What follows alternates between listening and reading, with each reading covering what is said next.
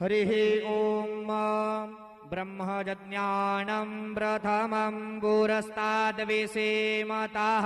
सुरुचोऽव्येन आवाह स बुद्ध्या उपमा अस्यभ्यष्ठाः सतश्च योनिम सतश्च व्यवाः देवानां च ऋषीणां च गुरुं काञ्चन सन्निभं बुद्धिभूतं त्रिलोकेशं तन्नमामि बृहस्पतिं गुरुर्ब्रह्मा गुरुर्विष्णु गुरुर्देवो महेश्वरः गुरुः साक्षात् परब्रह्म तस्मै श्री गुरवे नमः।